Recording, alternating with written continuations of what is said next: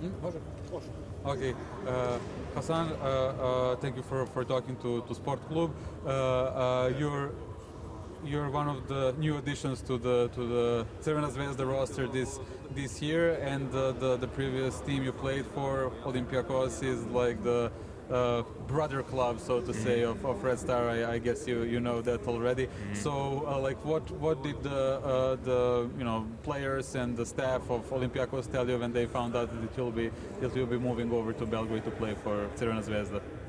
They were just happy to see me in red and white again. You know, like you said, Olympiacos and Zvezda is like brothers, so they were just real happy for me. You know, keep the same colors and a team that's kind of close to them. So, Right. you know, I mean, they were really excited.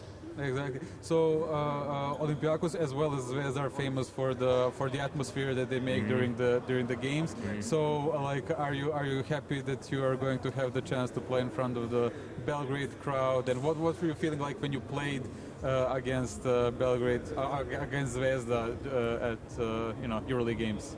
I mean, their atmosphere is amazing, especially in this gym. You know, it's a little bit smaller, it's a little bit more compact, so you feel it a little bit more. Way noisier. Yeah, way noisier, and they get rowdy just like Olympiacos fans, and I can't wait to play in front of them. Honestly, it's gonna be electric. It's gonna be like a real good atmosphere, and Excellent. So how would you describe your experience in Olympiacos during the 2 years, right? So how would you say, like, how did it help you develop as a player, and what are some of the things that you learned along the way? I got some experience. I played with a lot of veterans, Slugas, Papa Nicolau, Spanulisom, Printezisom, all those type of vets. They taught me a lot.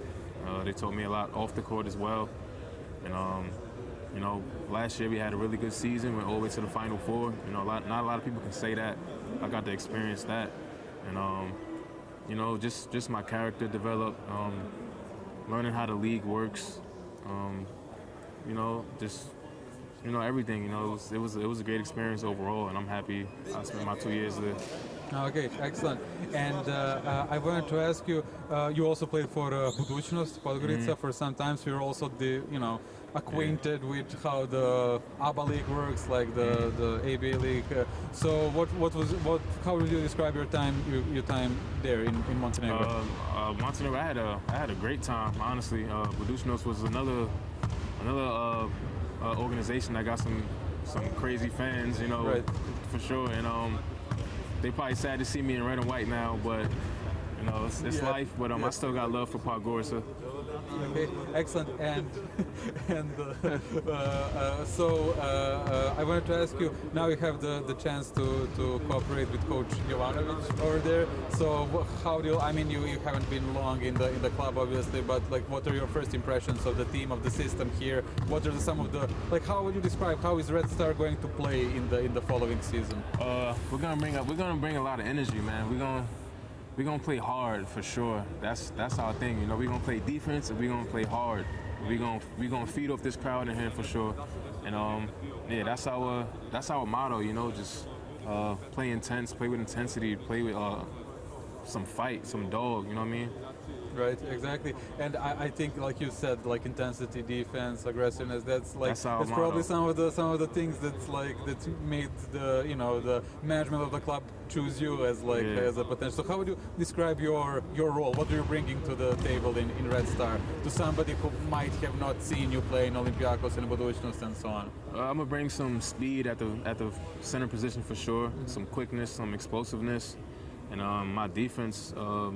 Protecting the rim, switching out on smaller guards, and overall just bringing energy. I'm one of the younger guys, but I'm experienced, so I just got to bring as much energy as possible and Excellent. have fun. And you definitely have a lot of quickness for a center position. And you said that you are obviously going to switch to guards, and you have been doing it in Olympiacos. So who are some of the players that you would say have given you most trouble, right? Like maybe guards when you switch them, or some other centers. Who is something that you hate playing against? I'd probably say Shane Larkin, probably a little hard to stay in front of. Right. He's not really crafty, he's just fast. He's real fast. For centers, nobody.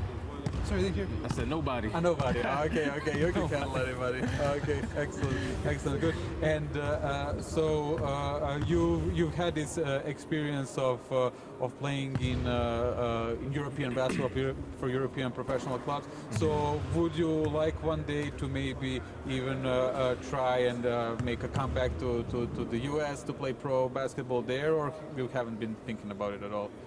I mean, of course I always think about it, but you gotta just face reality, you know.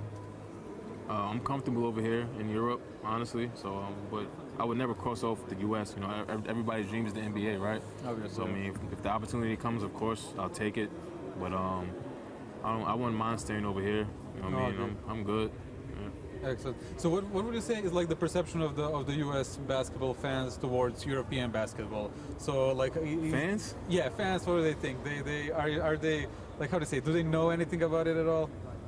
No, and it's a shame because the fans over here are 10 times better, 100 times better than the US. What's the biggest difference, would you say, between the atmosphere in the gyms? What?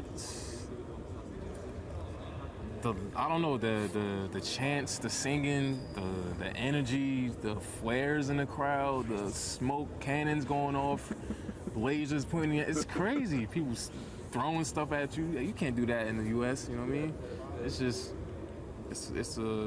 the fans are way more passionate, you know? It's like deeper than sports. It's like, you know what I mean? It's crazy. Yeah, definitely.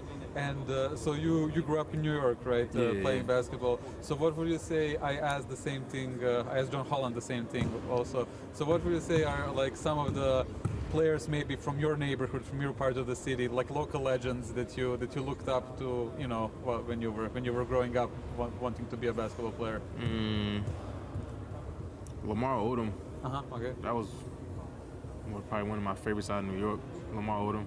Okay, Yeah. Excellent. Yeah, he had a terrific career, Yeah, right? He also went to my college too. Okay, So didn't know we that. got some.